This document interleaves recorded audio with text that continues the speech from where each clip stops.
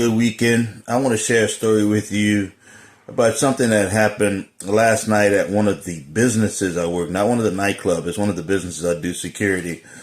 And I want you to understand how important it is to keep a cool head anytime you're in any type of potential violent situation or any type of altercation. You don't have to go in there hollering and screaming. Just be cool. All right. So I'm going to tell you what happened so that way you see the importance of this. So I'm inside the business and there's a line wrapped around the building. And then I hear someone getting loud.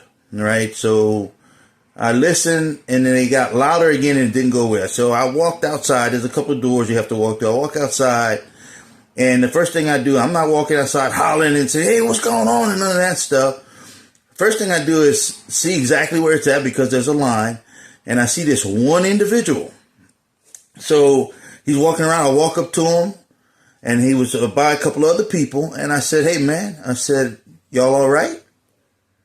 And by saying that and depending on what he says determines what I got to do next, right? So he was like, man, look, we good. This is my mom and dad. There was an elderly couple. And then I noticed there was a lady and a little kid. So what I did at that point, I put my hand on his back. When I put my hand on a person's back and they were worked up, a couple of things can happen at that moment. When I put my hand on their back, if they pull back, then I know there's a potential problem. If they tighten up, there's another potential problem. But what he did, when I put my hand on his back, he relaxed even more. He put his hand out to shake my hand. He said, look, tonight. So my point is always keep a cool head in any situation, right? Especially if you're doing security, I didn't have to escalate it. I didn't have to go out there hollering and screaming, and escalate the whole situation. I've seen that before with security or do that and blow up the situation. Just keep a cool head. Now, of course, if there was a fight going on, it was physical, you got to intervene immediately, right? From a security standpoint.